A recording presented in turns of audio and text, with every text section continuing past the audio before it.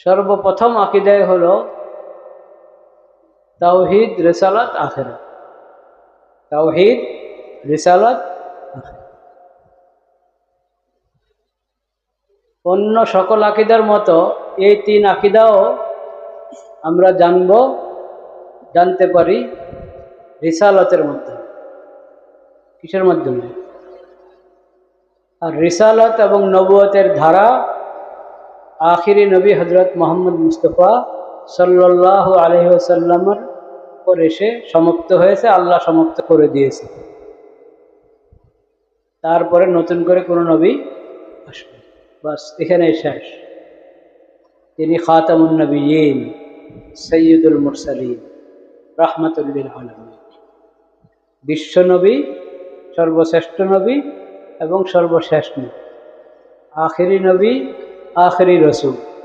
আখির নবীর মাধ্যমেই আকিদার ইলম জানা যাবে, শরীয়তের ইলম জানা যাবে। ঈমান, ইসলাম যা কিছু আমাদের জানা দরকার, ওটা জানার একমাত্র সূত্র খাতামুন নবিয়্যিন হযরত মুহাম্মদ মুস্তাফা সাল্লাল্লাহু আলাইহি ওয়াসাল্লাম। একমাত্র সূত্র। ফরজ ইলম হাসিল করার, নফল ইলম হাসিল করার, ফরজে আইন ইলম হাসিল করার, ফরজে কিফায়া ইলম হাসিল করার, ঈমানি জীবন জানার, ইসলামী জীবন জানার, আকীদায় তাওহীদ সহ সকল আকীদা জানার একমাত্র সূত্র, একমাত্র মাধ্যম খাতামুন নবিয়্যিন হযরত মুহাম্মদ মুস্তাফা সাল্লাল্লাহু আলাইহি ওয়াসাল্লাম। এই দৃষ্টিকোণ থেকে যদি চিন্তা করেন, তাহলে সর্বপ্রথম আকীদায়ে খতমে নবুয়তের ইলম হাসিল করা ফরজ। আকীদায়ে খতমে নবুয়তের ইলম হাসিল করা কি? আল্লাহ তাআলা সেই তৌফিক আমাদেরকে দান করেন। ফরজ ইলম হাসিল করার, ফরজে আইন ইলম বলেন, ফরজে কিফায়া ইলম বলেন, সমস্ত ইলম হাসিল করার একমাত্র সূত্র ঈমানি জিন্দেগি জানা এবং বুঝার, ইসলামী জিন্দেগি জানা এবং বুঝার, আকীদা ও শরীয়ত, দ্বীন ও শরীয়ত জানার একমাত্র মাধ্যম, একমাত্র সূত্র খাতামুন নবিয়্যিন হযরত মুহাম্মদ মুস্তাফা সাল্লাল্লাহু। এই হিসাবে আমাদের সবচেয়ে বড় ফরজ, সবচেয়ে প্রথম ফরজ হলো আকীদায়ে খতমে নবুয়তের ইলম হাসিল করা। আকীদায়ে খতমে নবুয়ত। আকীদায়ে খতমে নবুয়ত ইসলামের মৌলিক আকীদা, জরুরি আকীদাগুলোর একটি। অন্য আকীদার সঙ্গে এই আকীদাও আছে। আকীদায়ে খতমে নবুয়তের বিষয়টা শুধু এতটুকু না, শুধু এতটুকু হলেও তো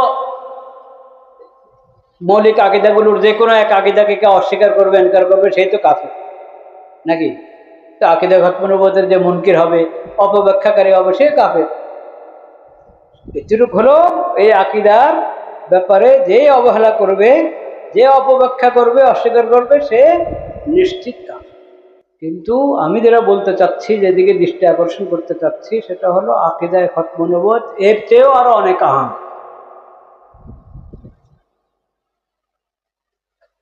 কারণ পুরো দ্বীন শরীয়ত, পুরো ঈমান ইসলাম, আল্লাহর পরিচয়, ইসলামের পরিচয়, আকীদায়ে তাওহীদের পরিচয়, আখিরাতের পরিচয়, সব পরিচয় আমরা পাবো কার মাধ্যমে? খাতামুন নবিয়্যিন হযরত মুহাম্মদ মুস্তাফা সাল্লাল্লাহু আলাইহি সাল্লামের মাধ্যমে। এই ছাড়া অন্য কোনো সূত্র, অন্য কোনো মাধ্যম নেই। এই দৃষ্টিকোণ থেকে আকীদায়ে খতমে নবুয়ত হলো উম্মুল আকায়েদুল ইসলাম। আকীদায়ে খতমে নবুয়ত হলো কি? উম্মুল আকায়েদুল ইসলাম। এই উম্মুল আকায়েদুল ইসলামিয়া, এই আকীদাকে ভালোভাবে বুঝা। এই আকীদার যত দলিল আছে, কয়টা দলিল ওটা তো পরে। কয় ধরনের দলিল?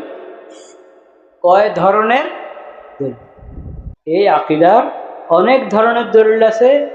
এক এক ধরনের অধীনে শতাধিক দলিল রয়েছে। ইসলামের এত মৌলিক, উসুলি এবং কাতঈ এবং বদীহি আকীদায়ে খতমে নবুয়ত।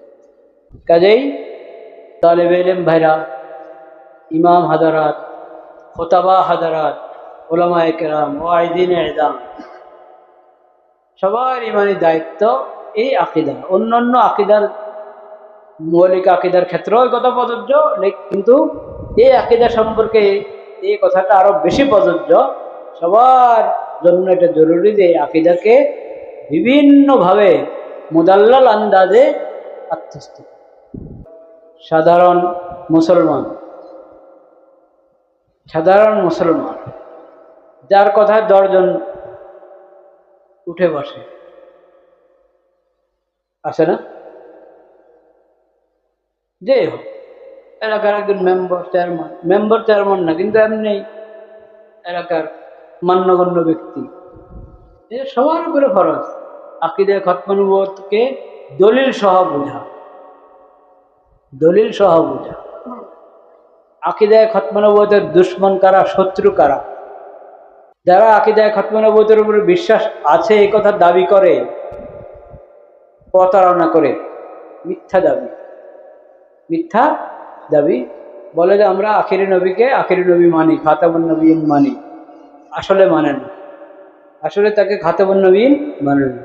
আকীদায়ে খতম নবুয়তের উপরে তার কোনো বিশ্বাস নাই। সত্য কথা হলো ইসলামের সাথে কোনোভাবেই সম্পর্ক নেই।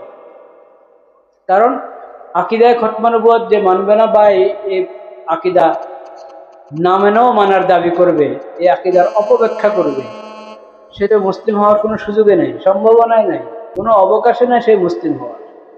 প্রতারক সমাজে কারা এই আকীদা নিয়ে প্রতারণা করে, ওটা জানতে হবে, বুঝতে হবে। শুধু আলেমদেরকে না, সমাজের সমস্ত মান্যগণ্য ব্যক্তিদেরকে, যাতে তার অধীনের কোনো মানুষ এই প্রতারকদের ধোকায় না পড়ে, প্রতারণায় না আসতে। সবার জিম্মাদারি, আল্লাহ তাআলাই তৌফিক দান করে।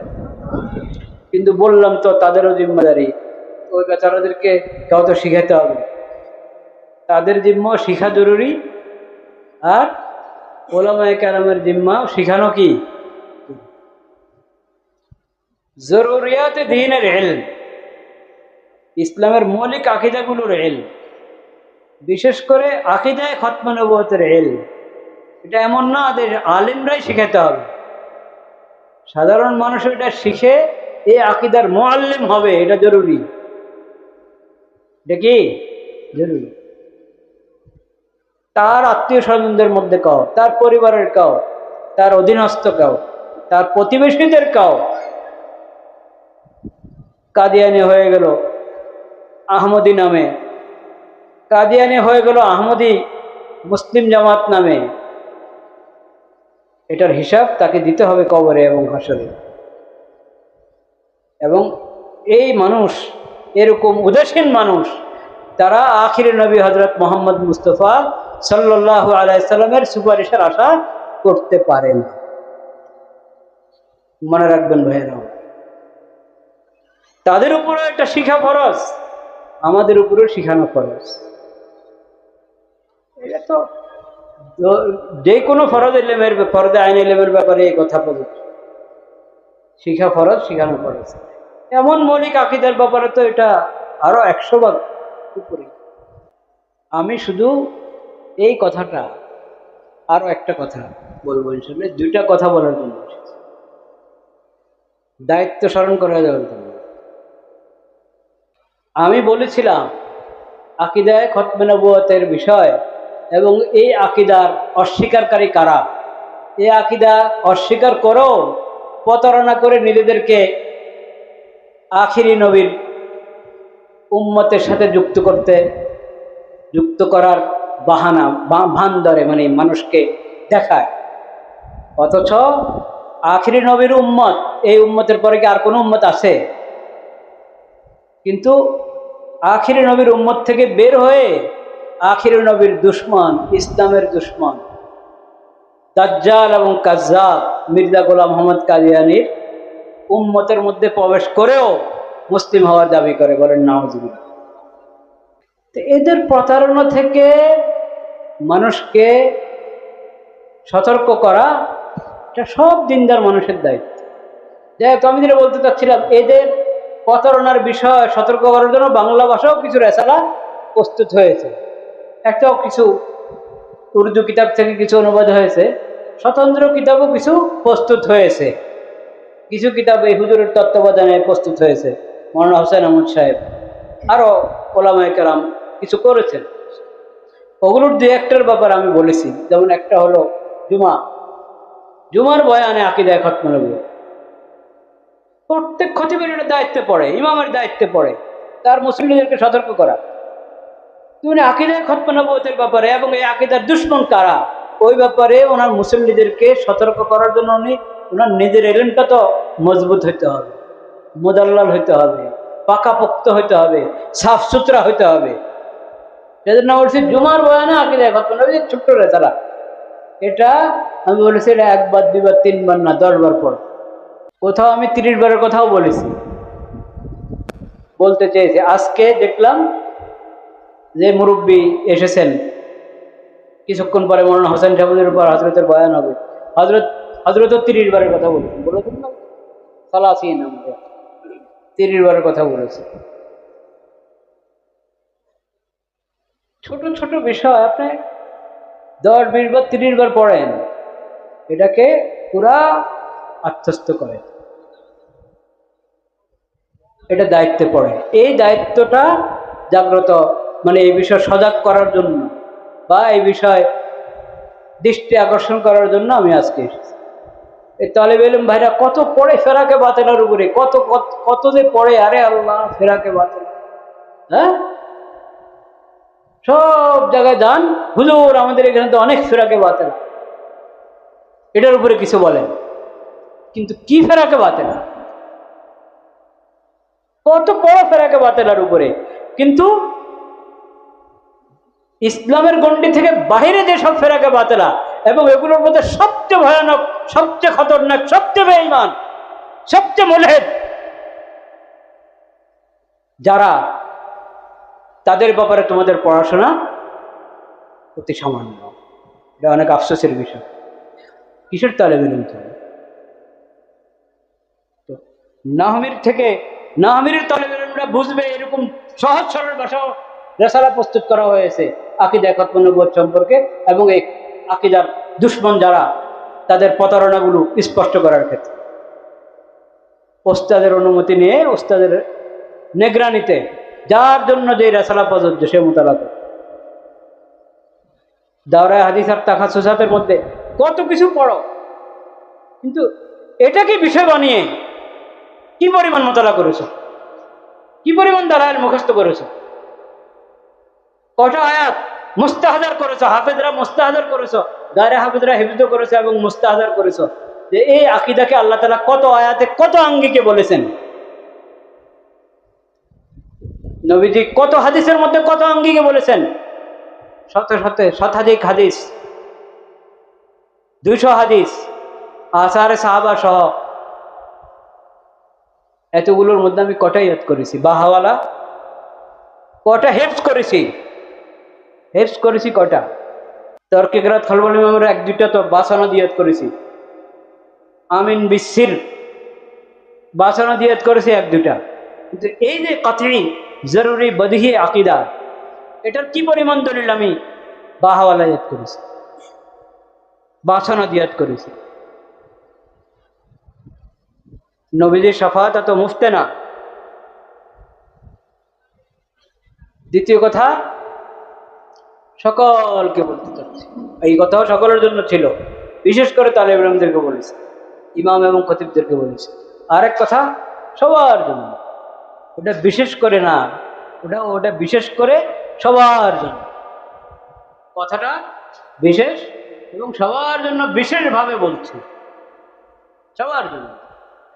সেটা হলো, অজুখানায় গেলে আরএফের লোটা কেন দেখা যায়, মৌলবীর হাম্মামে গেলে কেন দেখা যায়, এটা কি তামাশা, কি তামাশা, এতটুক ইমানি গায়রত নাই।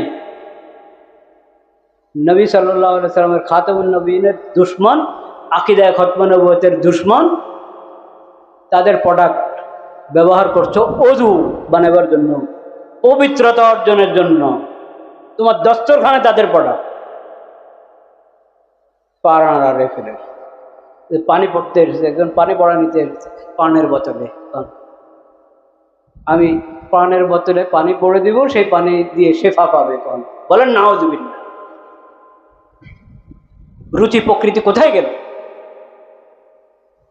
কোনো সদ্বোধ নাই। আল্লাহ তাআলা হেদায়েত নসিব করেন, ফাহাম নসিব করেন, ইমানি গায়রত নসিব করেন, নবী করিম সাল্লাল্লাহু আলাইহি ওয়াসাল্লামের সচ্চা মুহিব বানিয়ে দেন আমাদেরকে। নবী করিম সাল্লাল্লাহু আলাইহি ওয়াসাল্লামের মাহবুব বনতে হলে এবং তার মহব্বতের দাওয়া সত্য হলে, যদি দাওয়া সত্য হয়ে থাকে তাহলে সবাইকে তাহাফুজে আকীদায়ে খতমে নবুয়তের জন্য যথাযথ মেহনত মুজাহাদা করতে হবে। আল্লাহ তাআলা সেই তৌফিক দান করেন। ওয়া আখিরু দাওয়ানা আলহামদুলিল্লাহ।